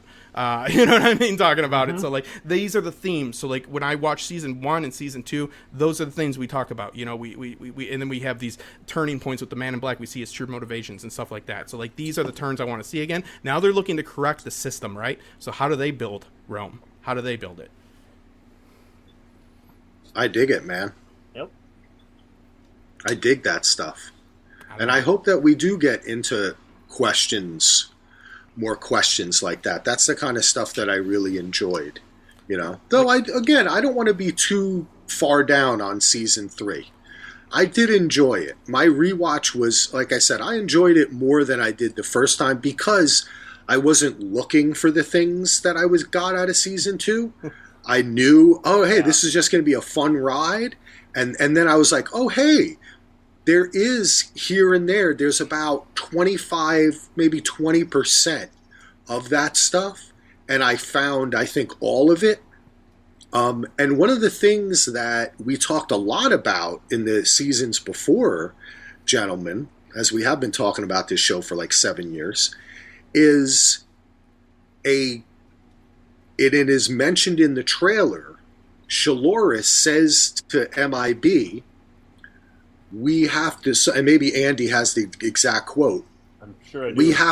We're creating something new, the next stage of human evolution. Yeah, it's time to evolve into the species we were meant to become. Then she picks up a pearl, and she's standing with MIB. And then it looks like in the background there might be a new host build in the background, is what it looked like. Yep. Oh yeah, with the it looks like an eyeglass, like at the So that idea of a hybrid, maybe even a child, maybe even a host having a baby, or a hybrid type thing, that was in the credits for season 3. Not just that, speaking of this trailer, there's a scene with one of those I call them like Prometheus looking guys, the faceless hosts. The gimps. And there's one of them leaning in and like zoom way into this, leaning into this girl, and she's a young girl, young African American girl. She's probably 12 or 13 years old, a young child. Where they're in it. I'm not sure where they are. You can see trees in the background, but one of those hosts is leaning into this young black girl, and it sure looks like that's an important scene. Yeah, I think the other thing we should consider, and we had talked about in other seasons too, is other parks being in other places, or maybe even being on the moon. Because remember, that was a big thing. I'm just kidding. I don't think it's going to be on the moon. Maybe it will be on the moon, though. That would be cool. You're trying to get But there was a lot of little space references dropped in the first 3 seasons because of the compression period and the day. I used to have I used to write things down like Andy did, but now I'm just stupid. We thought the park was on the moon because of the compression time after the Delos Lodge that they had to stay in for a certain amount. That was like thought to be like maybe like they could keep astronauts because they might have like Mars aids or whatever. Like like don't you come back? And don't forget last season when Bernard and Tubbs are pulling into that hotel, they pass by like this space launch and like a ship goes up, and it's like, why would they put that in there, right? Yeah. But that's just a crazy theory. But I have to say, I am getting a feeling of other parks. I'm getting a feeling of Shaloris seems to have other labs around the world, maybe. What is she creating? So the idea that she or Maeve or someone is actively working on creating hybrids, right, that aren't just synthetic bodies with the pearl, which has the mind, but is more human. That's part of what I was. That's part of what I was wondering. What the fly thing means with the flies that are swarming Caleb. Because it was such a big thing in that. And there's a thing goes into a guy's eye and ear and stuff. The very first episode, you see the fly crawling on Dolores, and it doesn't affect her because it's the uncanny valley. Because a human would swat a fly, so they actually froze those. Maybe this is the test to make sure it works. If the fly bothers them, that means it's working. So I like it and I don't like it because of the fact of I thought that the symbolism with the baby that you brought up, I love that in the intro. I just learned how to play it at the intro, actually. I was very proud of myself. It's not that easy. It's a little harder than that. It's pretty easy. But anyways, the baby, it's like, how do you raise a baby? Like, you don't have to give birth biologically, because again, it's all under our terms for it to be legitimate. That's not the message of this. I think because the hosts are more they didn't make them more whatever you want to call it, I guess biological or whatever, more like us because biomechanical. They did it because it was cheaper. They didn't do it because it was they're trying to make them like us. But and again, they did it because it was cheaper and for the user experience. Yes, and Dolores came and she a lot of them have reverted to their exoskeleton and all that. So I do believe that we're going to address raising. That's what we're dealing with the new Dolores. That's a rebirth. That is a child. Get what I mean? And we saw it with the weird spooning with definitely. So without a doubt, Justin. But I do think I think there's a lot of credence with those flies. I have no other way to explain it other than your guys' stuff. I don't hate it. I just I think it's a little mixed message. Okay. I mean, I agree. Well, I think it can evolve, right? I think that the idea can exist as a metaphor and then become a factual part of the show. And that hosts are having babies, or some of that fly stuff too. I could easily see that being some type of nightmare or something like that. I mean, it did have that kind of a feel. Yeah, though there's really no other way to explain it than a nightmare are. But what you guys are, it's very interesting that we're dealing with now humans having that, because it is a switcheroo though. So it is them being put into something because they believe they've found. I do believe there's going to be multiple parks because they have to set up these these fly-by-night Deloses, essentially, because I believe that he's trying to follow. Bernard is following a perfect path from the human Bernard, though, right? The one that wanted these hosts to be free, that killed himself for it. He killed himself and allowed for this host to be made in this indirect way, right? To do these things. That's what made Westworld so great. You thought Anthony Hopkins was against the hosts the whole time, but he's, playing his role and he's doing it for them. That was the point of the time jump. That's where it's legitimate to use. To do it just for shock means nothing. To show the Man in Black is a different person because you want to show how people can differ from different periods and different experiences in their lives.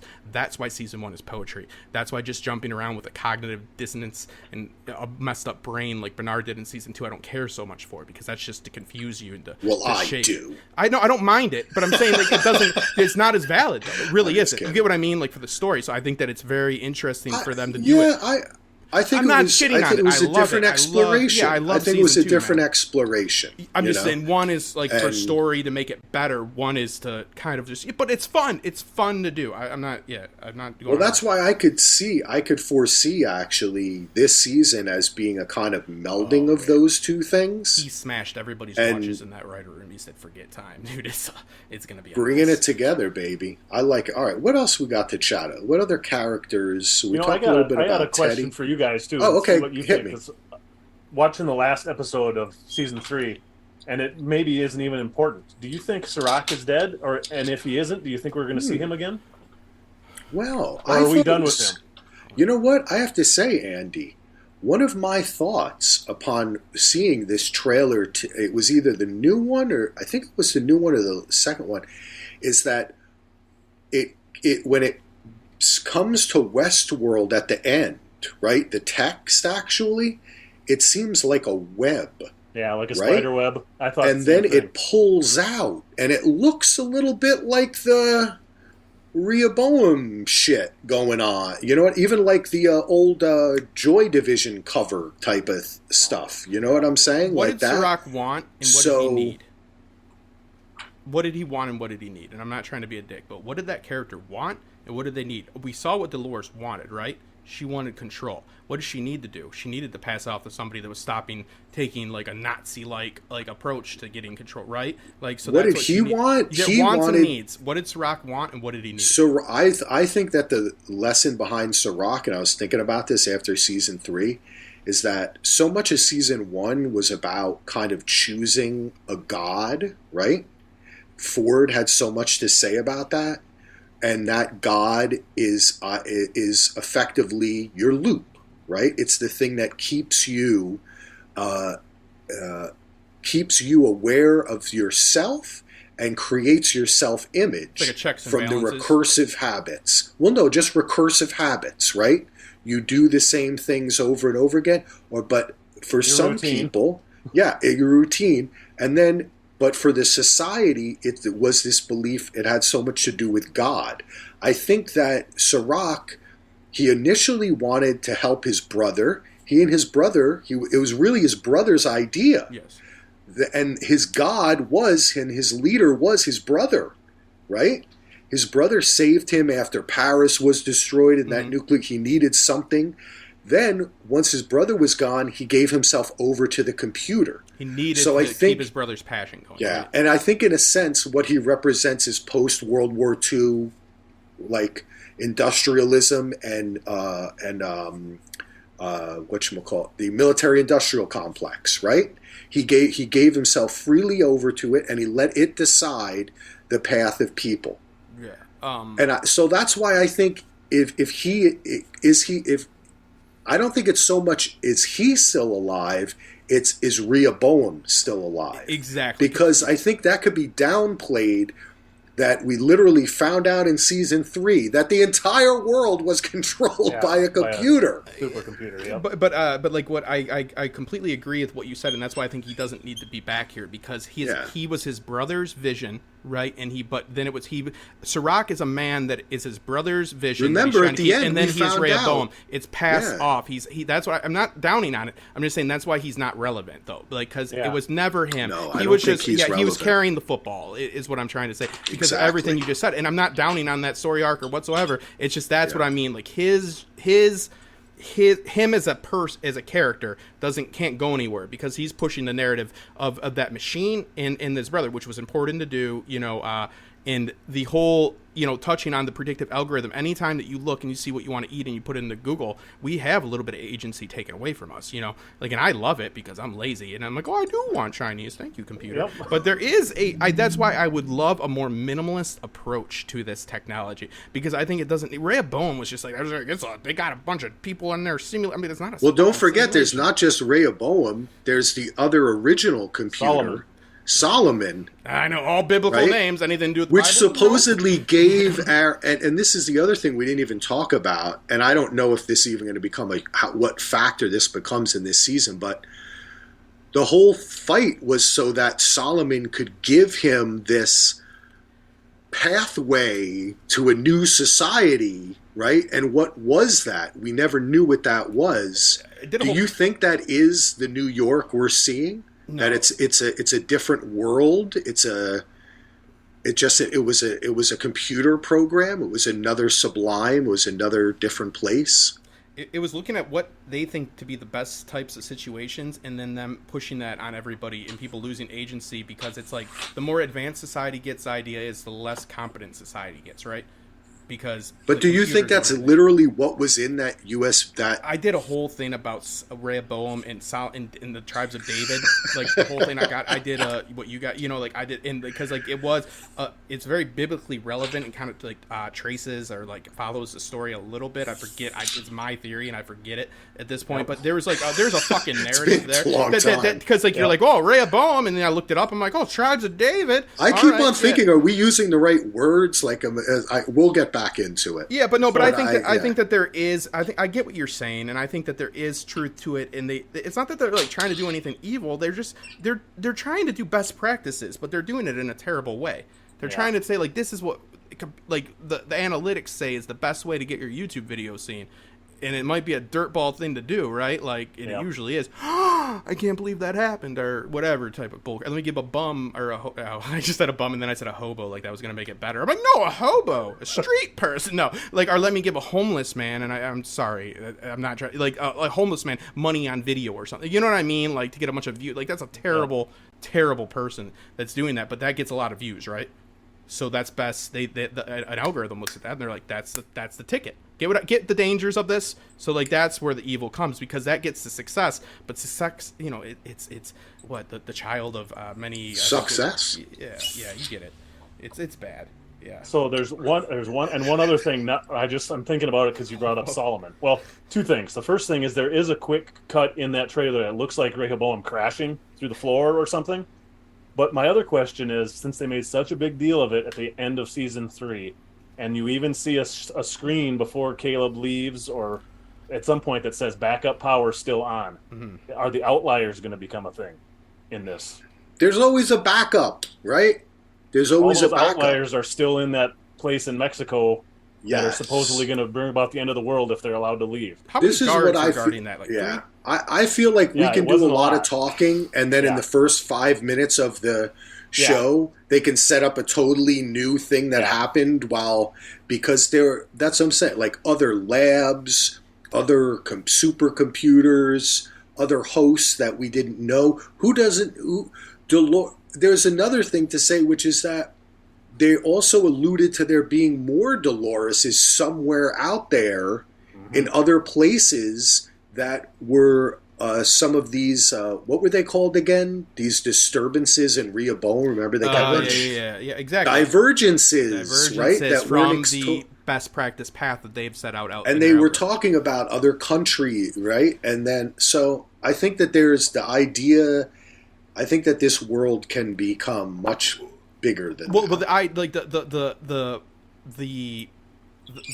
The information. Okay, I always found it odd that there was only one, because they're trying to get there. That's like Charlotte's like right, like her her thread for the first season and a half is trying to get that proprietary information, right? Like to get their to get the information about how to make. Because I always found it odd that this is Delos is the only people like how many things do you see? Like an iPhone might be better than like the Samsung Galaxy. Hot take, but like it's the Galaxy's pretty fucking close, right? Thank you, Justin. Like that's what I'm trying to get to. Yeah, right. Like it's like what I've never seen something that's so above, right? You know what I mean? Like, and the fact that also the thing that they never. I mean, I think it can be debated. I think we debated about this last season, but just the connection between Rehoboam and Westworld and how they were using the data from Westworld to help them with Rehoboam. But it's still Westworld as a place existed inside a world that Rehoboam was basically controlling. Well, because those are the true actions and wants and needs of people. I know they do in there, but a little bit of it is. They came up with the idea of Rehoboam in season 3, not in season 1. I think you know what I'm saying. Written down. They did but I think that is something that moving forward into this season, they could address in a way that I think is interesting. You keep on talking about algorithms and all that. I think that that's an interesting aspect for them to delve into as well. And I think it's kind of cool that one thing we haven't really talked about, we've mentioned it, of course, is that they are switching locations in this season. And really more of it, they actually did shoot in New York. And they shot in, what were the other locations? I had them here. Cabo, Big Bear in California, which is where they're going to do, which says Westworld, right? Mm-hmm. And the Hoover Dam. They didn't include a lot of footage of the Hoover Dam in the first trailer, but this new trailer really includes a lot of shots. I think it's Bernard and maybe Chaloris is running around in there. Right on top, and you Something's see MIB on the horse. Yeah, it looks cool. I like it. Yeah, Justin, look at that. Does it happen in the real world? Like, to bring it back around, that now this is season 2 in the real world. Right? Like, we had season 2 of Westworld. I like that. This is season 2 of the real world. And what the stuff that we saw in season is the manipulation is going to be exposed, you know, and it's all, and like all the warts are showing. And also they can do crazy shit, like maybe burst the Hoover Dam and flood half the country or something. I don't know what that would really do. I don't know enough about it. I can't swim, so it'd get me for sure, those bastards. I can swim, I can't tread water, I get nervous. But what I think is interesting about that... Really? I'm a pretty good swimmer. Whatever, dude. Don't get to brag all the time. How about you, Andy? Can you swim good? Yeah, I'm a decent swimmer. I mean, I'm not Michael Phelps, but I can survive if I'm I grew up in the Jersey Shore, man. I had to take the waves, dude. You had to step on all the hypodermics. That's what I was going to say, man. I'm like needles and like freaking diapers. He's got the hepatitis I. He's got it's plural. He's got all three, baby. Yeah. The truth, though, I actually was on Long Beach Island that summer that happened, and I did see like shit washing up. Oh, the medical waste. Yeah, I did see waste washing up, and we couldn't go in the ocean. I think that was a summer when we really didn't go in the ocean. I think I spent a lot of time just walking the pier, Fantasy Island, LBI, baby. Lovers. Bill Cava knows what I'm talking about. Really, I'll just quote my buddy Billy when we were in the 4th grade. He didn't like going underwater because he can't breathe underwater. I'm like, you can't breathe underwater? You know what I mean? Well, that's what he said. He never saw Avatar, obviously. I don't. Yeah, I mean, I know the new Avatar. They're going to be underwater, I think. Yeah, it's like 2011. It's coming again. With the as far as the host, how many generations under it since everybody got these rapscallions and these scamps and dare I say even downright villains went out there and they spray painted the whole world and it's bad now. But how many generations, all jokes aside, that live in a simulation of sorts, does it take for them to look at the world in which we live in to be, the allegory of the cave, the shadows or the, of the fire are going outside, but the sun blinds them, again, I think that they're going to circle back to that of people like, being obviously just products of their environment and so forth. Do you and I have another question for you, and we should kind of wrap it up, I think, here, folks. Mm-hmm. I do have to pick up my son pretty soon, but I think we've covered a ton of shit, man. This has been very fun.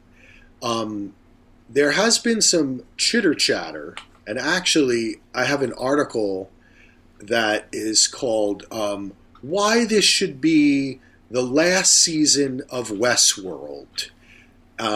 Every season, of course, people complain. It's either, like we do too, it's either not deep enough or whatever. But this is from a site called MovieWeb by Lon Strickland. I'm calling you out, Lon.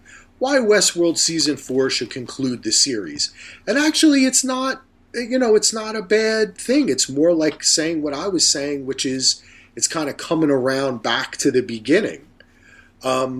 And we do know that there's a lot of trouble, like we've been talking about, at HBO and stuff. It has not been renewed already or anything. Raised by Wolves was not continued, which I understand why, but it seems like they're not really God, yes, that's so sad. I don't hate that. I understand how that. I love I think Apple TV is going to pick it up, right, Andy? We're going to wish this. I think, we're going to make it happen. Amazon could too.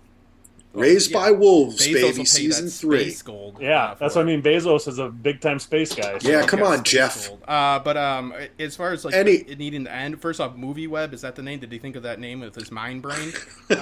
Listen, buddy. Like, you know what I mean? Like congratulations on that. But seriously.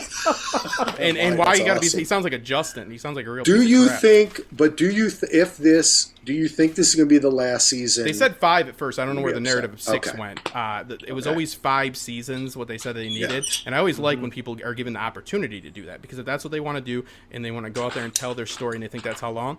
I mean, obviously, if this season is more akin to season 3, I would like to see it, because I really do hold the first 2 seasons in high regard. I would not say that it's some failure, because that happens. Things drizzle out, especially these big idea pieces, right? And it has spawned in birth so many shows like Severance. I wasn't a fan of Devs, but like a lot of different shows that are. You didn't like Devs? Oh, I thought it was about the worst thing I've ever seen. Really? Like, I'm gonna say it one more time. It was like a hobo, I'll say, because evidently I said that earlier, so I can't escape it. No, it was. I didn't like the vibe. I like Devs better than Severance. I liked Severance, but I didn't love it. You're a villain, sir. You're a villain. Yeah, I liked it, but I felt it was very treading a lot of familiar ground, and I kind of feel like episodes, like I don't know, there were like 2 or 3 episodes that I felt they were just they could have tightened it up. I'm not. It could have been tighter, definitely. And the end did not the end surprised me, but I don't know. In a little bit of a ways, I kind of saw it coming. Again, the ideas of like when they do the Severance thing, like oh, you're killing that person, but like, you know what I mean, like that, like these types of like things to think about. Like if you did that, like with what we know what happens with the one woman, blah blah blah, but she's in there like to do her story, but like she sees herself as saying, I don't consider you to be a thing. They're like, well, we're not going to leave. Nobody leaves because like you're dead. This is all you know. So these are just playing with perspective and the optics of life, like and stuff like that. I think these are cool things, but again, their idea at birth is much grander and much more poetic and all that than they drizzle out. It just tends to do that big idea. Do you feel like Westworld's drizzling out? Yeah, I think I just don't, dude. The first season it's the best season of television. It can't. What do you do once you do the best thing ever? The second best, the third best, it's gonna drizzle. I think it's just gonna. It doesn't mean it's gonna be bad. I think season 3 could have stuck the landing on such a based story a little bit better. If you're gonna do something simple, then like land it, stick the landing. That's my judgment on them. But like I'm not gonna ever like say, oh, it's crap. But like this wasn't good. It wasn't good. They're better than that. So yeah, it's gonna drizzle. I think they should only do 5, and they should do what they want to do. And the reinventing itself has its merits. Like this season could be great, and then the next one could be bad, right? Like because they're true because they're taking risks. Yep. But I love it. I hope they're able to do it. If that's what as long as they're not burnt out. We've seen so many series that we yearn for. Fandom creates a good amount of support, but also ruins things. We ruin things because of people like me will complain, right? George R.R. Martin would have definitely had those books out if that series wouldn't have aired and all the fandom said, oh, this ending's going to be so much better. He's like, oh, fuck, that was my ending. You know what I mean? I agree with you on that. Yeah, I agree. We are poisonous. I totally agree. It's a double-edged sword. You can't have the one without the other. You can't have the support without the venom. Head. It is what it is. You know what I mean? We see it as hey man, it's my Bible. It's way better written than the Bible, even season 3. So it's I needed to rewatch. Speaking of the fandom, I needed to rewatch the last season of Game of Thrones just to even remember it, because all I remembered was everyone on Twitter getting upset about a coffee cup or some shit or something, and relating it to like their own personal life, and I was like, this is weird. It's a TV show. But it is what the praise. I gotta go take my kid to basketball. Yeah, you can't do it. You can't have both. Ando. Oh, I'm sorry, Justin. No, that's all I'm saying. So you can't have both, though. It's a hard truth, and we're all part of it both ways. True that. Ando, how about you? You see this concluding? Do you think it's petering out? What do you feel? I think I would love to see at least 2 more seasons. I mean, part of it is just I like what we're doing today. I just love doing this kind of stuff, and there's not many shows on that you can really do this with, that you can really dig into like this. Yeah. Even if I end up hating it, I'm still gonna love the discussions surrounding it. Yes. And there's just so few shows that do that. At the same time, with HBO killing a show from JJ and from Ridley Scott in the last month, Nolan wouldn't. I mean, could easily cut Nolan too. I mean, if they're not afraid to piss off JJ and Ridley, nobody's off. And don't they also have another competitive deal with aren't they making shows for net? Not, I don't remember who it is. Well, I mean, they already pissed off. WB and HBO already pissed off Chris Nolan, and he left. After they but I thought that Lisa Joy was making a show for Netflix or something. I think she is doing something else. Yeah, I don't know. Else. But I know she made the movie. But Nolan I know that exclusively worked under Warner Brothers for how many decades? And then after Tenet, he left. Well, and went to Universal. So I don't know. I happen to think that this could mine many more. I do harbor a secret hope that they'll do a season in space and go to like other planets just because they're fucking nuts. I really want to actually see that. I don't think that's a secret hope, Axel. You've been pretty clear you wanted to see it. Yeah, I really want to see it. I want to see it. You're like, what are you going to do? It's like space spiders. Yeah. But if this is, I do think if this is the last season, I just hope that they conclude this awesome story. And I'm glad that it does seem, from the trailers at least, and with Teddy and all that, it does kind of coming back around again. But I do hope for 2 more seasons. I think 5 so is I think we're all good on 5. That would be okay with me. That's it. That's all I need. This doesn't seem to be their last season. So if they didn't write it with that intention, that's not good. I don't want that either. You know what I mean? And I agree exactly. Just give us one more. And we get to talk about it. We get to do all this. But at the same time, as far as like the platform going and them being like not funded properly, I think that this is a disastrous marketing. I cannot advise this. I would not, in a professional sense, say that this is the way to approach this season of Westworld for this marketing team. You just can't convince me of it. This is sabotage. This is bad because people need to be. They need to be like more like Andy. I need to be more. You know what I mean? Like you got to have the quotes. You got to know what's going on. This is something. It's very pertinent to know. It's not just like a cavalier show, and people can feel a burden because they're not doing podcasts. They're not doing that. I know. They will feel like it's too much work. They feel like it's work. What, Justin? You can't catch up. It's not a show to do this with. They're playing fast. You're right. It's disastrous, dude. It's not good. I worry about that too because this in particular is a time when a ton of shows are coming out. And this isn't like we're wondering about, hey, why aren't they pushing this or that? I get maybe they're just feeling, hey, you're going to come to HBO Max anyway, and you're going to find Westworld, But I mean, there is a million shows out right now, and you're right, Justin, that a more confusing show. I mean, like I said, I've read so many articles that shit on season 2, and people too are like, it's too confusing. Mm-hmm. Man, I can't even remember what happened. And I was like, yeah, I kind of like that. That's awesome. But we need our but aunts. not everyone's like that. We talk to in the grocery store line. We need that's how a show is successful. Yep. It's the people that have the map of Westeros, the people who can name every city and every person that's a great family within there, and then the people that watch it because they think dragons are fucking tight. You know what I mean? Like you need those people. That's and the Dragon show is coming out too, and that's HBO's bread and butter. And they've been pushing that when there's already a machine behind it, and Westworld is not being pushed at all. The content creators have not even been out in force. Hey, I'm editing, and you already heard me talk. A lot of you don't like me. That's fine. It is what it is. Like, honestly, like I Westworld is what it is. 2 hours with you. Yeah. Well, and the after show, I'm passionate about it, and I'll do it. But like at the same time, you don't see a lot of the content creators that have been known for. I love Westworld. They're going to be covering it, but they have not done the work. Like when those trailers came out last 2 seasons, man, we were on that. We were breaking those down. We were on that. They're not doing it, man. There's like 3 creators of substance. One of the reasons why I didn't jump on, and actually we kind of debated, are we going to watch the trailer? Yeah, let's watch. And then I did some research. Only yesterday, literally, I was trying to kind of keep the Brett style totally spoiler free just because I love Westworld so much. But then now I'm not upset that I found out this information, and this conversation has made me even more psyched and more excited I'm kind of like, can't believe the show's even coming back. It seems like a freaking world ago that it existed, It's a show that's a mystery, and they're leaving a mystery that it's even coming. That's not good. People need to know what happened. We'll see. Let's have hope. No, I'm having hope, but I'm saying there's no way you convince me that's the right way to go. Be my Maeve. Be my Maeve, Justin. Okay. Be my Maeve. Misogynistic bastard. It'll be fun. We're going to do the after show. I hope we can get Andrew on there, and we're going to do it. And I did. If you watch, I don't know, last season was kind of a mess, but it was, me too, but I enjoyed it more when I was watching it. And we're going to have fun, and it's going to be me and Axel and Heidi, and I'm going to be talking about Obi-Wan Kenobi, which I'm a freaking fanboy of. By the way, and everybody's hating on it, but I'm the opposite with that. I'm not as. It looks great. I'll say Obi-Wan Kenobi. It looks great. But listen, guys, I got to go. I got to go pick up the kid. Justin, you're the man. You're wonderful. Andy, you are just as equally as wonderful and talented, and your hat is great too. Final words from you, Andy. I don't really have anything else to add that we haven't already talked about. I am. This has made me a lot more psyched for Westworld coming back.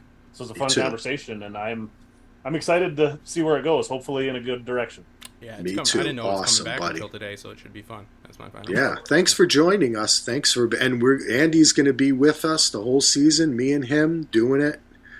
We're going to be doing the deep dive, and on Sunday, right after the show, Justin and I. Justin, you have any final words until we come back me, you and Heidi, in a week? And then a special guest for every single.